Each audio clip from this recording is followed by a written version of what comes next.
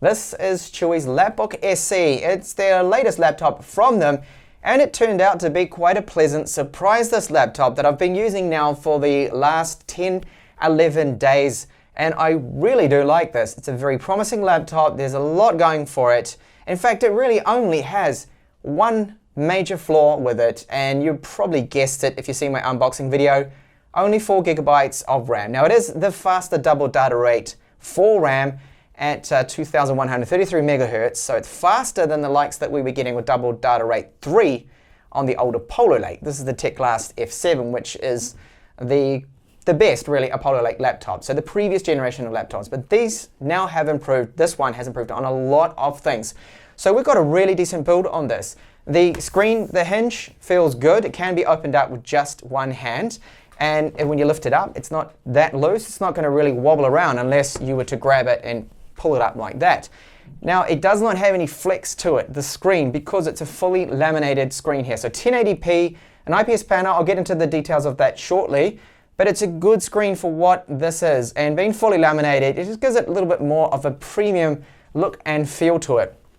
Around the bezels here, so they're, as you can see, top and bottom, they're not the slimmest bezels, but I'm quite happy with that. With the price of this, I think it's not an issue. But you will notice they've got this plastic trim around the outside, and it's very well done. That means there's no sort of sharp edges around there, and the whole build of the laptop is very good. So moving on to the keyboard now, this is a really great keyboard. I do like it, and as I said, I've been using it now for about 10 days, 11 days, and I've come to the conclusion that it is the best in the sub $300 US laptops that I've been reviewing. So the budget, Atom, Apollo Lake, Gemini Lake laptops now, this one is really quite something. It is good to type on. I really do enjoy typing on it. So you get 1.5 millimeters of key travel, 2 backlight settings, and there is no missed keystrokes. There are no issues whatsoever. They've got this one right. There's no keyboard lag as well, which is very important.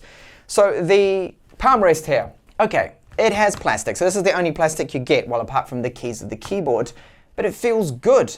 And the touchpad too, this is a great touchpad. It's nice and big, gestures work well, it works in Linux, and it's accurate, and the finer movements like selecting and doing things in, for example, Microsoft's Paint, it works out really fine. So this is, I believe, the best so far that I've seen with the touchpads, especially compared to the EasyBook X4 and then even the Teclast F7. It is the best touchpad so far, so really pleased with that.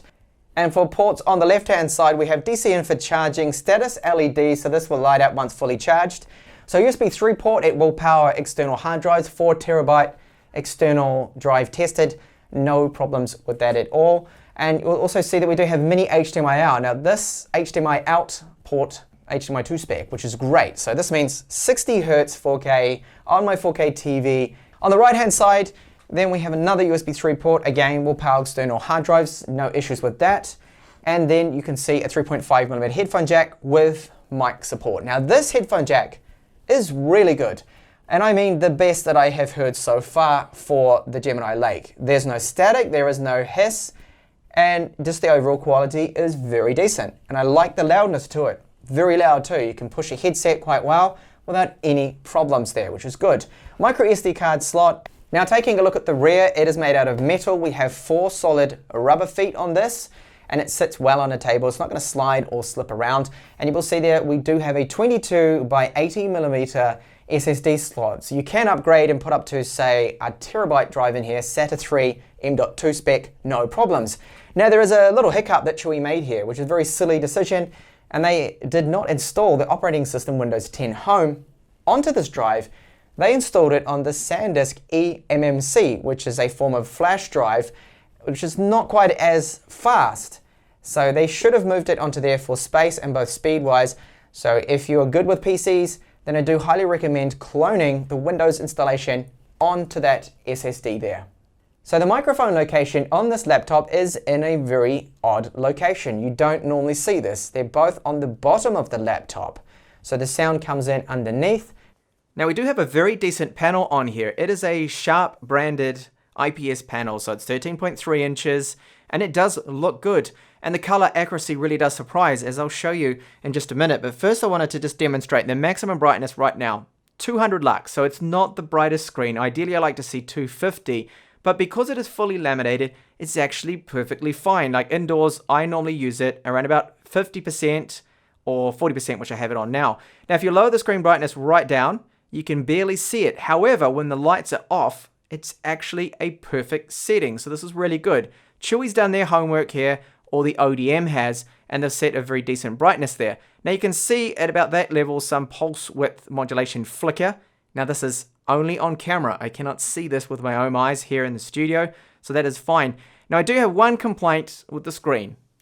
This right here, you can probably make out a little bit of it, tiny bit of IPS bleed all around. Normally it's not a problem, normally you do not see it, but if you have a static, for example, completely black or blue or green image, you will see some light leakage around the edges, and this is very common on a fully laminated IPS panel. Okay, so I've now switched over to 60 frames per second screen capturing now, just to give you a good idea of just how things are going to perform here on this hardware with this laptop. I know people have a lot of questions about how well will it do in Chrome and things like that, so I'm going to cover all that here in this review. So I just wanted to point out that usable RAM, we have 3.82 gigabytes you can see usable, and I currently have a 256 gigabyte drive installed on my system here for the purposes of my review, so I have enough space to fit everything onto the drive. So this right here, as well as the micro SD card slot, you can see that it's not the fastest, so it's not a high-speed slot here, unfortunately. If we move over into the device manager, just want to point out a couple of things. So our wireless chipset is very common here, wireless AC3165. I get a maximum throughput of about 380 megabits per second to 340. It's not the fastest wireless card out there, but I think it's reasonable. It's not too bad. So the CPU is the Celeron. This is the N4100. It is the new Gemini Lake that I have covered in the channel quite often. So a maximum turbo of 2.4 gigahertz, and it can hold 2.3 on all 4 cores. So it is quad core with 4 threads. Now I wanted to cover my battery life results early on because I believe this is important. A lot of people want to know this. Very good results here from the battery, and I'm really pleased with the performance. So what I did with my test here is I ran 40% brightness, actually it was around about 35, and I did a Skype call for 1 hour at 80% brightness. It did not actually take it easy on the battery. If you know, Skype is quite demanding, so when you're using it in these conditions, it really does burn through the battery, but it held up really well. I was able to get around about 8 hours performance from the battery, so this is really good for a 37 watt hour battery. This is what this hardware is all about. It's about battery life to me. You get decent enough performance for light tasks in Windows, then you get really good battery life. This is another test I did yesterday, and what I did is set it to 20% brightness, and here it looks like I'm able to get, I believe, probably over about 9 hours use. So really good battery on this particular laptop here. So now we're going to have a look at a couple of other benchmarks and just some real world performance. But before I do that, I wanted to point out that right now I'm on the stock power limit they set in the BIOS from the factory. So you can see it's a 6 watt limit. This is what we're looking at right here. Now later on, I will remove this limit to really boost the performance, as you'll see later on. Now a lot of you have asked for this, and this is a test here with Chrome just opening up a lot of tabs. Now some of these I've already loaded in, but everything is popping in fast. It's just to reduce the time of this video in total. So what I'm doing now is just doing a Google search. I just typed in doctors, something in general, bring that up, just start opening up some random tabs here, and really push it. So that's all loading in. And you can see this is loading in quite quickly. We'll swap between this. So Amazon, I have not actually opened this yet. It's relatively heavy, these websites, most of them that I've opened up. Okay, you see a little bit slow down there, a little bit choppy. Definitely with that scrolling. Starting to struggle here. So this is now with how many tabs are open? Quite a few. So Facebook, well, that's very light. Gmail is just searching on that.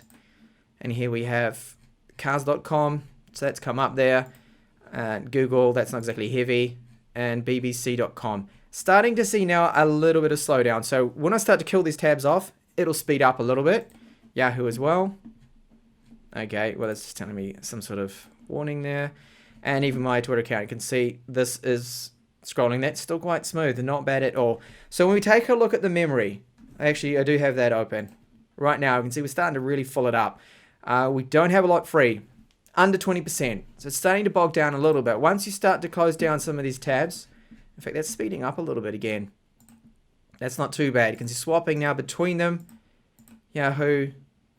I think most people are going to be happy with this performance. So if you don't run 20 tabs in Chrome, And if you've got, like, what have I got at the moment? I think I've got about 10 tabs here. Then you find that this performance is okay. In heavy sites like WordPress, you're editing, you're typing out an article, performance is good. I find it's not a problem there. And remember, we're still on the stock power limit. And I did want to show you this. So finally, this is another benchmark here, Geekbench 4. It is about 25% faster, the single core score, than the Apollo Lake N3450, its predecessor. So the Gemini Lake is the new chip, and the multi-core score is about 18% faster here as well. So it's a nice increase in performance. You also get HDMI 2 support and double data rate 4 with this new chipset. So that's fine. I'm going to keep that in the background here. And now using LibreOffice, this is version 6, the latest one. And check out the performance of, say, an Excel spreadsheet. You can see the scrolling, that's a little slow. You can see that's choppy. There's a lot of information in this. So really heavy Excel spreadsheets, they will bog it down. And bear in mind that I'm running this off the SSD, which is going to be a little bit faster to give you added performance there. And if I move over now to take a look at a doc edit, so editing your documents, that's fine. It's not going to be as fast as your Core i7 desktop, no. But it can be done. It's possible, the edits, moving images around and things like that. This is all good. I'll just show you here that it is fast enough there when you're typing and you're editing. So for this kind of use, it is ideal. Light use for this kind of laptop. And then if you want to run a 4K file, so I have my typical Jellyfish here. This is a 140 megabits 4K HEVC 10-bit file. Let's run it. A little slow to start with. A little bit of choppiness. You can see there. And this is a very demanding clip. Bear that in mind. But once it gets going, it's smooth, it's fine, it's playable. And you can put this through a TV, which I've done, I've tested. 4K 60 Hz. It runs it well. When you run the desktop at 4K 60 Hz, it is a lot slower. You definitely notice the difference between 1080p and then 4K, which of course is normal on this kind of hardware. Now running Kodi, you notice a little bit of mouse cursor lag. Have a look at this. When I move around, you see that that's a little laggy there. Not quite the best, but when you end up loading in video files, so if I take a look at the files I've got right here, and I'll just load in that same exact clip. In fact, no, this is a 60 megabit one. The other clip, I've lost it, but even this at the 140 megabits, look how quick that is. It's just so much smoother. There's none of that stutter at the beginning. Even I'm stuttering myself, but it loads that in fine and it's perfect. So Kodi performance is good, just the menus seem a little bit laggy. And moving over now to test out a game. So this is Counter-Strike Global Offensive, 720p on basic lower settings here. Now, maybe if I do set this to just run on single core, some say this is faster. But anyway, I want to keep it the same, but remember we're on the stock power limits at the moment. So let's see how it runs. Completely stock with these settings in Dust 2. Alright, so it is a full server, and you can see the frame rate is abysmal. It's bad. 20 frames per second. It's pretty slow, very laggy. So what we'll do now is we're going to tweak the power limit. And what this does is the software method is going to unlock everything and really bolster this performance, that frame rate. So you can see now about 20 frames per second. And it's taken our frame rate up to 40 frames per second. So it has basically doubled it, if not better. And yes, I'm about to die, but that's not the point. My gameplay is not the point if you've seen my videos. It's just to show you that it has increased the performance dramatically. It basically doubles the frame rate. It's going to double the performance overall of this laptop. Lighter engine titles like League of Legends, for example, right here, you can see close to 60 frames per second. This is a bot game, and I'm running on the medium preset. This is 1080p, so good performance over, say, no power limit or the stock power limit of 6 watts. So if you do plan to run an unlocked power limit, there's instructions on how to do that. There's a link in the description of this video, and that'll tell you how to do that. But bear in mind, I would do the copper heatsink mod on this laptop before you do that. Now, the thermal stock, if you see in my unboxing video of this laptop, it gets up to 85, 86 degrees. It doesn't go over it. There's no thermal throttling, but you can improve upon those thermals. Now, at the moment, you can see it's got up to 77 degrees, and that's with the unlocked power limit, but I have done that copper heatsink mod there. So that is why we're not reaching, you probably get up to 90 degrees or thermal throttle if you didn't do my little mod here. But completely stock, this will not go over 85 degrees. So the thermals are fine. You don't have to do the mod. It's just if you want the extra performance. So at the start of the video, I mentioned that the 3.5mm headphone output is actually very good on this model. It is clean, there's no static, and the loudness is really quite good. It is in fact probably the best I have heard on one of these laptops in this particular price range. Now the speakers on it, we've got 4 tiny little speakers, very similar to the EasyBook X4, the Jumper EasyBook 3 Pro, and the Teclast F7. So they come out here, the sound, just along the top here. And they're not amazing, so they are very flat. There's hardly any bass, and they're mostly just mids and treble. I will give you a sample of them right now.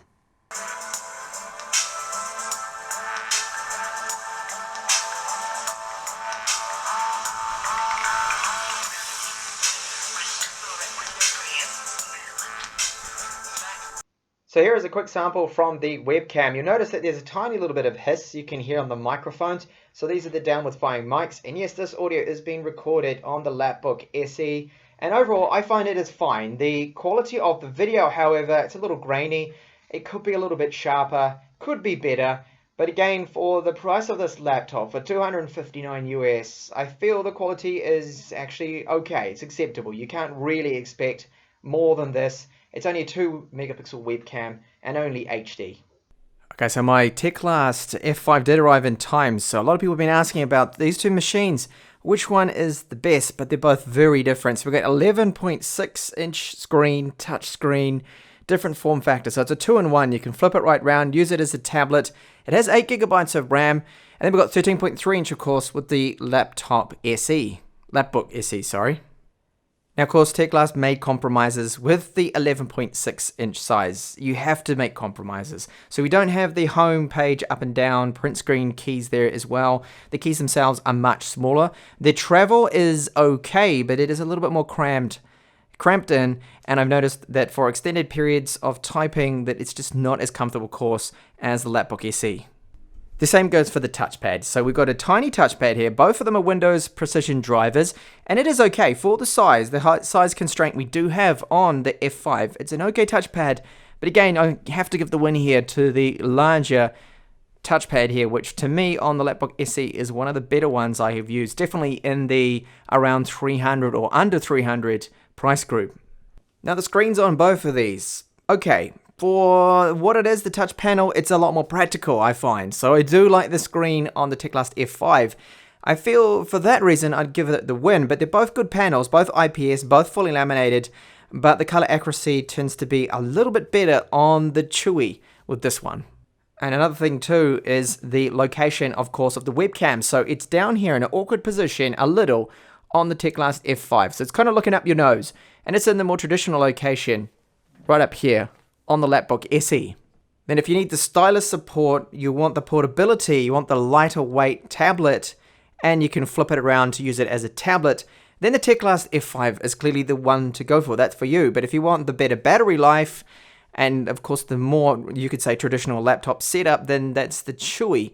That one's 1.4 kilos, and the Teclast F5 is just over 1 kilo at about 1.06. So it's very light, it's a portable machine. They're very different machines here. Oh, and not forgetting that the Teclast F5 does have double the RAM at 8 gigabytes, so it feels a little quicker, a little more snappier when you're moving in and out of Windows, and you're in Edge, and you're in Chrome. Chuwi is also more practical because it has 2 full-size USB 3 ports. You have to use adapters, unfortunately, with the F5 because it only has 1 Type-C port. And if you are wondering which one do I pick as the winner, well, I prefer the Lapbook SE for its more comfortable keyboard and larger touchpad. If you are into Linux, then Linux Mint, the latest build, this is 19 I think it is, runs really well. It plays really well with this laptop. Everything is working. The touchpad is good. The screen control, brightness, wireless, all of it. And you can install it onto the main drive and you can run that as dual boot then. So when you boot up, you get the option. You can go into Windows or go into Linux Mint. Okay guys, so this is a fantastic laptop.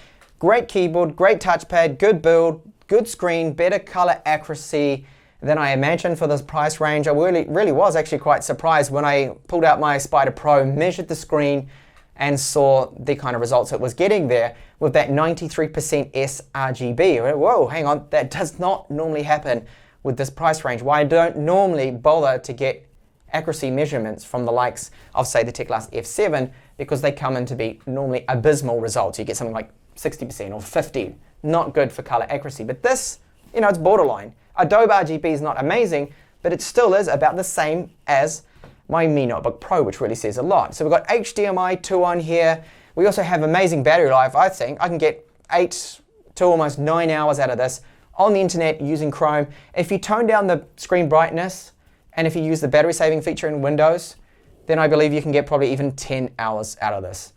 All-round package, great. It's just that 4 gigabytes of RAM is a killer for some people. If you're going to be doing a little bit more heavy browsing, a lot of Chrome tabs, then it will start to slow down a little bit as it starts to swap there when it runs out of memory, which is the real flaw of this machine here. So, Chuwi, are you watching?